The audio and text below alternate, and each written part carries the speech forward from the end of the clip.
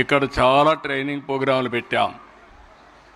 ఇప్పుడు మీరు చదువుకునే ఈ క్లాస్ రూమ్లన్నీ ఆ రోజు రాజకీయ నాయకులకు శిక్షణ తరగతులు ఇవన్నీ. అలాంటి ప్రదేశంలో మీరు చూస్తే మొట్టమొదటిసారిగా 1997 ఫిబ్రవరి 15 ఎన్టీఆర్ మెమోరియల్ ట్రస్టు ఏర్పాటు చేశాం.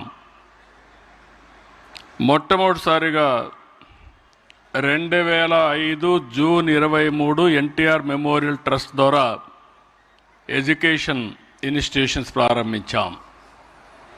ఒక్కోసారి అవసరం ముందు ట్రస్ట్ పెట్టాం.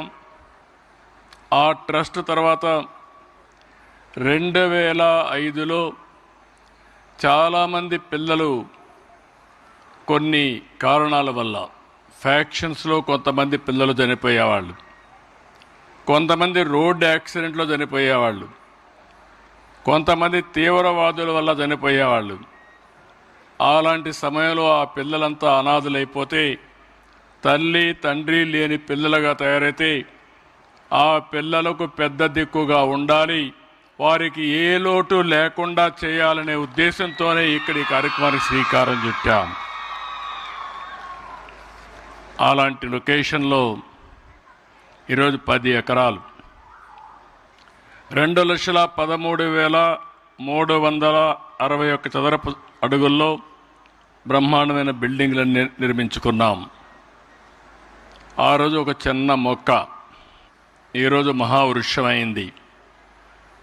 20 సంవత్సరాలు నేను ఇక్కడ మనస్ఫూర్తిగా మిసెస్ భువనేశ్వర్ గారిని అభినందించాలి. ఎందుకంటే నేను చేసింది ఒక ఎత్తు. ఆ తర్వాత ఆవిడ మేనేజింగ్ ట్రస్టీ అయిన తర్వాత నేను స్కూల్ పెడితే జూనియర్ కాలేజ్ పెట్టారు, తర్వాత డిగ్రీ కాలేజ్ పెట్టారు. నేను మళ్ళీ ఎప్పుడు పెద్దగా వచ్చేవాడిని కాదు.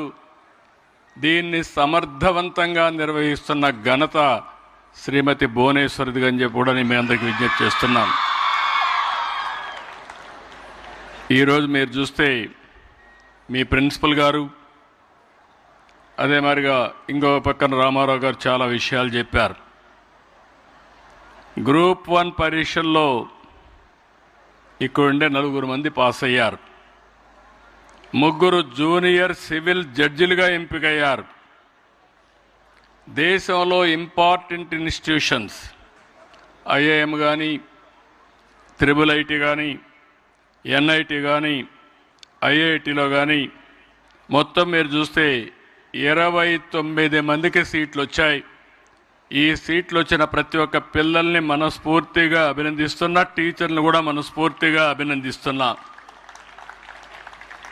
ఒక చిన్న ఇన్స్టిట్యూట్గా తయారైంది చూస్తే గండికోటలో 6 నుంచి 10 వరకు 581 మంది ఉన్నారు. ఇంకొక పక్క జూనియర్ కాలేజ్ 690 మంది ఉన్నారు. చల్లపల్లి అక్కడ 370 మంది ఉన్నారు. మొత్తం కలిసి 1641 మంది పిల్లలు ఈరోజు ఉన్నారంటే దానికి కారణం శ్రీమతి భువనేశ్వరి మేనేజింగ్ ట్రస్టీ అని మరొకసారి విజ్ఞప్తి చేస్తున్నా. ఆ రోజు ప్రారంభించింది 131 మందితో. ఆ రోజు ప్రారంభించింది ఒక అవసరం కోసరం. ఈరోజు ఆ అవసరం ఒక ఇన్స్టిట్యూషన్ ఆఫ్ ఎక్సలెన్స్గా తయారైంది. ఇప్పుడే మీరు చూశారు, నేను టెక్నాలజీ ఐటీ ఎప్పుడో ప్రారంభించాను. హైటెక్ సిటీతో ప్రారంభమైంది. 3 విషయాలు పిల్లలు మీరందరూ గుర్తుపెట్టుకోవాలి. ఇంత మునిపే సాంబశివరావు గారు చాలా స్పష్టంగా చెప్పారు. భువనేశ్వర్ గారు చాలా వారి యొక్క అనుభవంతో వారు విజన్ ఇచ్చారు. ఎన్నో సంవత్సరాలు కాలేదు, 95లో నేను మొట్టమొదటిసారిగా ముఖ్యమంత్రి అయిన తర్వాత హైదరాబాద్లో ఐటీని ప్రారంభించాం. ఒక హైటెక్ సిటీతో ప్రారంభమైంది. ఒక ఇంజనీరింగ్ కాలేజీతో ప్రారంభమై 9 ఏళ్లలో 300 ఇంజనీరింగ్ కాలేజీలు వచ్చాయి. ఆ రోజు చదువుకోవాలంటే కాలేజీలు లేని ప్లేస్ నుంచి చదువుకోవాలంటే ఎక్కడికి పోయే పని లేకుండా ప్రపంచంలో ఎవరు చదువుకోవాలన్నా హైదరాబాద్కు వచ్చే పరిస్థితికి వచ్చిందంటే అది ఆ రోజు చూపించిన చొరవ. ఇంకో పక్క ఇప్పుడే మన వాళ్ళు మాట్లాడినప్పుడు ఒక విషయం చెప్పారు. ఇవన్నీ చూసినప్పుడు కొన్ని జ్ఞాపకం వస్తాయి. నేను ఎప్పుడు కూడా ఒకటే ఆలోచించాను, రాజకీయాల్లో ఉండే మేము నీతి నిజాయితీగా ఉండాలి. గౌరవప్రదంగా ఉండాలంటే కుటుంబానికి కూడా వ్యాపారం ద్వారా కానీ వ్యవసాయం ద్వారా కానీ ఆదాయం రావాలి తప్ప రాజకీయాలపైన ఆధారపడకూడదని ఆ రోజు హెరిటేజ్ ఫుడ్స్ పెట్టాం. 93లో పెట్టాం. 93లో ఫస్ట్ టైం హెరిటేజ్ ఫుడ్స్ పెట్టాం. 95లో నేను సీఎం అయ్యా. 2005లో స్కూల్ పెట్టాం. 97లో ఎన్టీఆర్ మెమోరియల్ ట్రస్ట్ పెట్టాం. కానీ నేను 2 ఏళ్ళలోనే, ఆ రోజు మీరు అందరూ గుర్తుపెట్టుకోవాలి, పిల్లలకు ఒక విజన్ ఉండాలి.